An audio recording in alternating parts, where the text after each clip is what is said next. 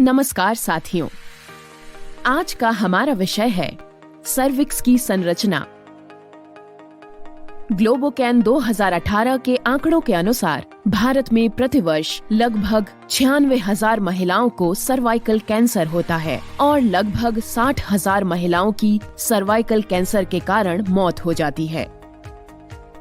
इस बीमारी को VIA यानी visual inspection with acetic acid जैसी आसान जांच के माध्यम से होने से रोका जा सकता है। सर्वाइकल कैंसर के लिए की गई VIA जांच के परिणामों को समझने व उनका उल्लेखन करने के लिए सर्विक्स की संरचना की समझ पूर्णतः अनिवार्य है। इसलिए आज का विषय है सर्विक्स की संरचना। सर्विक्स गर्भाशय के निचले हिस्से को कहते हैं। इसकी लंबाई 3 से 4 सेंटीमीटर और व्यास 2.5 से 3.5 सेंटीमीटर होता है। इसको गर्भाशय ग्रीवा या बच्चेदानी के मुंह के नाम से भी जाना जाता है। सर्विक्स का आकार और बनावट महिला की आयु, बच्चों की संख्या और हार्मोनल स्थिति के अनुसार अलग अलग होता है। रचनात्मक रूप से सर्विक्स 2 भागों में विभाजित होता है, एंडोसर्विक्स और एक्टोसर्विक्स। सर्विक्स जिस छिद्र के माध्यम से योनि में खुलता है उसको एक्सटर्नल ऑस कहते हैं। एक्टोसर्विक्स एक्सटर्नल ऑस का बाहरी भाग होता है। सर्विक्स जिस छिद्र के माध्यम से गर्भाशय में खुलता है उसको इंटरनल ऑस कहते हैं।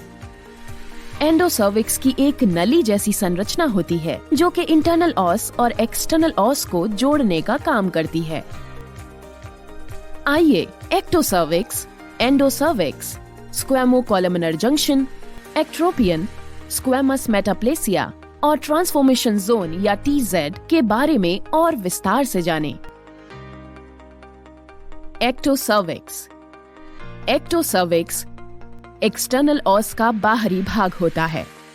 इसकी सतह स्क्वैमस एपिथेलियम से बनी होती है और सामान्य रूप से देखने पर हल्के गुलाबी रंग की प्रतीत होती है। स्पेक्युलम से देखने पर यही एक्टोसर्विक्स दिखाई देता है। एंडोसर्विक्स। एक्सटर्नल ऑस के अंदर का भाग एंडोसर्विक्स कहलाता है। इसकी बाहरी सतह कॉलमनर एपिथेलियम से बनी होती है।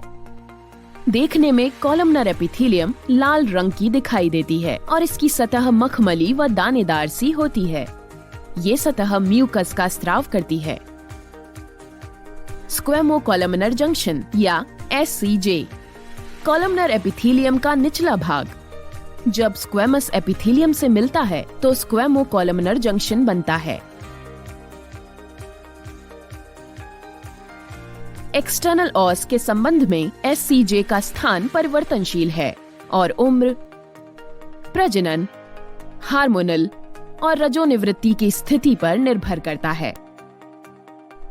उम्र के साथ SCJ के स्थान में परिवर्तन। आइए देखें उम्र के साथ SCJ के स्थान में क्या परिवर्तन आते हैं। बाल्यावस्था और यौवन आरंभ के दौरान SCJ एक्सटर्नल ऑस पर या उसके बहुत पास स्थित होता है। यौवन आरंभ के बाद और प्रजनन अवधि के दौरान एस्ट्रोजन के प्रभाव से गर्भाशय की वृद्धि होती है, जिसके परिणाम स्वरूप कॉलमनर एपिथेलियम एक्टोसर्विक्स में दिखाई देने लगती है और स्क्वैमोकोलमनर जंक्शन एक्टोसर्विक्स में आ जाता है। इस परिस्थिति को एक्ट्रोपियन या एक्टोपी कहते हैं। दृश्यात्मक निरीक्षण पर एक्ट्रोपियन तेज रक्ताभ के रूप में एक्टोसर्विक्स पर दिखता है।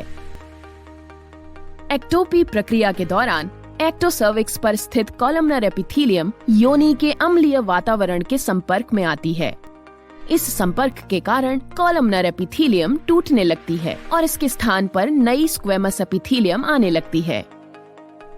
ये प्रक्रिया, जिसमें एक्टोसर्विक्स पर स्थित कॉलमनर एपिथेलियम के स्थान पर नई स्क्वैमस एपिथेलियम आ जाती है, उसे स्क्वैमस मेटाप्लेसिया कहते हैं। इस प्रक्रिया से बनी परिवर्तित एपिथेलियम को मेटाप्लास्टिक एपिथेलियम कहते हैं।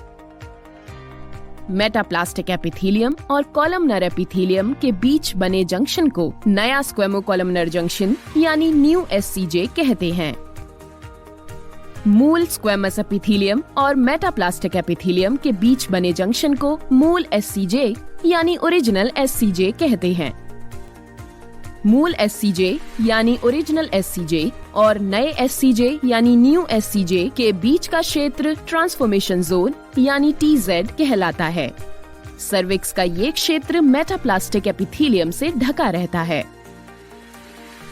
रजोनिवृत्ति से पहले और रजोनिवृत्ति के बाद एस्ट्रोजन की कमी के कारण सर्विक्स सिकुड़ने लगती है, जिसके परिणाम स्वरूप SCJ एंडोसर्वाइकल कैनाल के अंदर चला जाता है।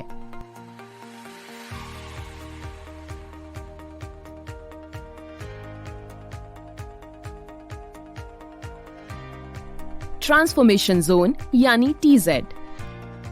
ट्रांसफॉर्मेशन जोन या TZ में नया SCJ स्पष्ट रूप से परिभाषित होता है और आसानी से पहचाना जा सकता है। लेकिन मूल SCJ की पहचान करना आसान नहीं है, क्योंकि इसकी कोई निश्चित सीमा नहीं होती है। इसकी पहचान सर्विक्स पर सबसे दूर स्थित क्रिप्ट ओपनिंग या नेबोथियन सिस्ट के आधार पर की जा सकती है। SCJ के स्थान और दृश्यता के आधार पर ट्रांसफॉर्मेशन जोन या TZ को 3 श्रेणियों में बांटा गया है: टाइप 1, टाइप 2 और टाइप 3। टाइप 1 TZ SCJ एक्टोसर्विक्स पर स्थित होता है और पूरी तरह से दिखाई देता है। टाइप 2 TZ SCJ पूरी तरह से दिखाई देता है, एंडोसर्वाइकल स्पेक्युलम के साथ या उसके बिना, और एंडोसर्वाइकल कैनाल के अंदर पूरी तरह या आंशिक रूप से स्थित होता है। टाइप 3 TZ SCJ एंडोसर्वाइकल कैनाल के अंदर स्थित होता है और एंडोसर्वाइकल स्पेक्युलम की मदद से भी केवल आंशिक रूप से या बिल्कुल भी दिखाई नहीं देता है। ट्रांसफॉर्मेशन जोन या TZ उम्र, बच्चों की संख्या, संक्रमण और हार्मोन के प्रभाव से चौड़ा या संकीर्ण हो सकता है। 90% से अधिक प्री कैंसर लीजन, जिन्हें सर्वाइकल इंट्राएपिथेलियल लीजन या CIN भी कहा जाता है, ट्रांसफॉर्मेशन जोन में उत्पन्न होते हैं। तो साथियों, आज के अभ्यास में हमने जाना सर्विक्स की संरचना व उसके विभिन्न भागों के बारे में। VIA जांच के दौरान सर्विक्स पर स्थित squamous epithelium, columnar epithelium, SCJ, external os, transformation zone की पहचान करना बहुत महत्वपूर्ण है। याद रहे, 5 मिनट की जांच न आने दे जीवन पे आंच। धन्यवाद। कोविड-19 के दौरान स्क्रीनिंग के लिए सुरक्षा नियमों का पालन करना अनिवार्य है।